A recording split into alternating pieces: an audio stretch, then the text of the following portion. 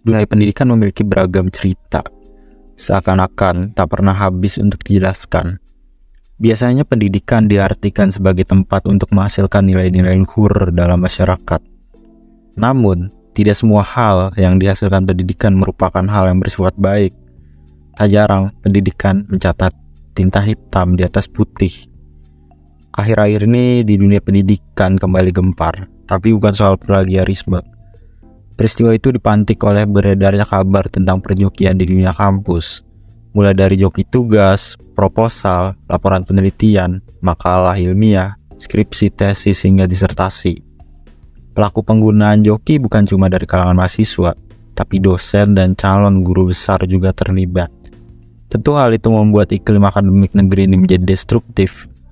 Para akademisi yang seharusnya mendidik, mereka malah memberi contoh yang tak patut ditiru. Demi jalan pintas, mereka berani menggadaikan integritas. Lantas, mengapa mereka melakukannya?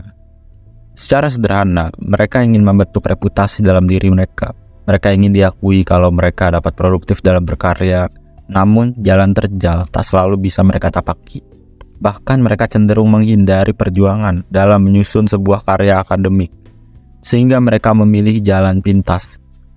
Selain itu, mengacu pada buku The Rise of Earth Capitalism in Southeast Asia karya Kunio Yoshihara, kapitalisme sebagai kancah kompetisi di era kontemporer telah termodelkan menyimpang di Asia Tenggara.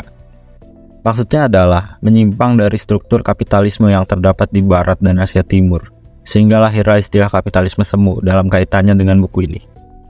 Kapitalisme semu atau erzat kapitalism menggambarkan struktur sosial yang manipulatif. Setiap individu yang seharusnya berkompetisi secara bebas ternyata memiliki praktik curang dalam membangun citra baiknya.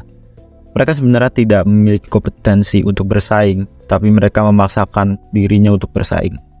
Kira-kira seperti itulah gambaran sederhana para akademisi yang meminjam jasa orang untuk membuatkan karyanya. Maraknya kasus tersebut direspon oleh beberapa pihak yang terkait, tak terkecuali dengan Komisi Aparatur Sipil Negara atau KASN yang ikut buka suara. Ketua KASN, Agung Pramusinto, menyatakan bahwa ia akan menindak tegas jika terdapat PNS yang terlibat perjokian. Menurutnya, perjokian akademik telah melanggar kode etik, kode perilaku, dan nilai dasar ASN. M. Tohabe Sampurnajaya, pengamat pendidikan Universitas Lampung, menyatakan kalau Kemendikbudristek dan perguruan tinggi wajib bertanggung jawab. Yang jelas bertanggung jawab karena lemahnya pengawasan yang dilakukan. Hal itu sekaligus menjadi evaluasi bagi kedua institusi pendidikan tersebut.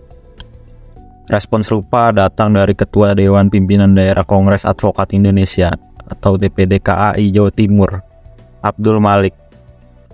Ia mengecam praktek perjokian akademi dan mendorong untuk mempidanakan para pelaku yang terlibat. Menurutnya, seorang guru besar haruslah yang berkualitas dan berbobot.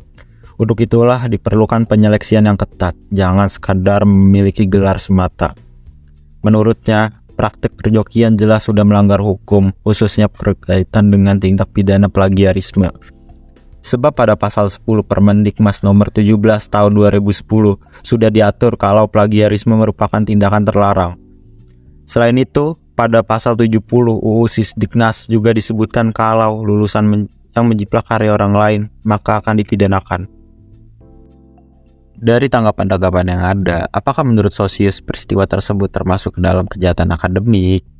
Atau Sosius berpandangan kalau hal itu bukan kejahatan, tetapi cukup memprihatinkan bagi dunia pendidikan? Atau mungkin Sosius memiliki pandangan tersendiri? Tulis di kolom komentar ya.